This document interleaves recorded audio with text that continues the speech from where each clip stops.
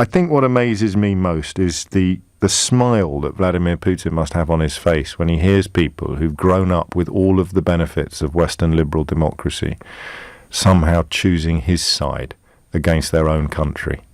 It's quite incredible. A lot of you commented on it yesterday, and this show was nowhere near the best example of the brainwashing that's been undertaken. And you've got to remember, the people that lead these narratives are the same people that describe the Sandy Hook massacre as a hoax.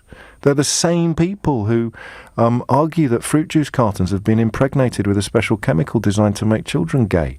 They're the same people who think that the vapor trails behind aeroplanes are all part of a government plan to brainwash us. Those are the people that have done Vladimir Putin's bidding in this country and in America. And the success of that project must have amazed even them. It's all in Mein Kampf. It's all there. Treat people as if they are incredibly stupid. Give them a couple of meaningless slogans, a sense of certainty when confronted with complicated issues, and they will do your bidding. Donald Trump understands that, although I don't think he's ever read a book, let alone Mein Kampf. He just gets it. He gets it in an intuitive way. And Vladimir Putin also gets it in an intuitive way. What I didn't get until the last couple of years was how many people choose to be stupid and ignorant and ill-informed. And once you've gone down that road, because life is complicated and reality is confusing, and it's very tempting, I guess, to pretend that it isn't. And also, of course, to blame all the things that have gone wrong in your life on some fella from Poland or Pakistan. I guess that's very seductive as well. The more that's gone wrong in your life, the more seductive that becomes. But Vladimir Putin has one role and one role only now in the Kremlin, and that is to sow dissent and division among what he sees as his foes in Europe, the European Union. America's done. He's got it. You know, there was an announcer on Russian television last night who said, shortly after Rex Tillerson made a comment in support of Britain condemning Russia, he was fired. And the newscaster said the words, "Trump is ours." Trump is ours on Russian television. And Putin will be watching that, knowing that there are loads and loads of people in America that are essentially on the same side as Putin now. Still surprises me that we have it in Britain.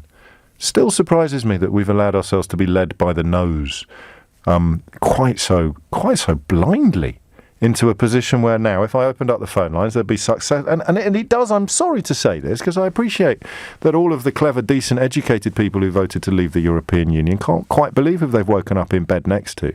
But it is pretty much the more, how can we put this politely,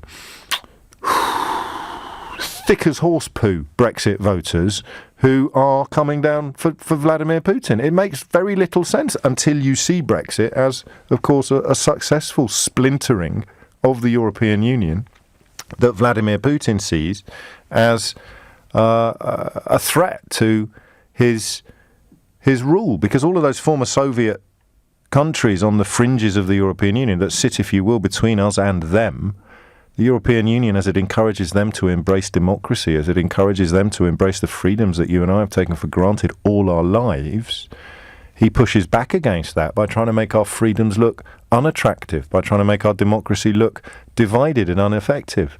And I still can't quite believe that people get paid in this country, in this business, in broadcasting, in journalism and in politics, to do his bidding for him.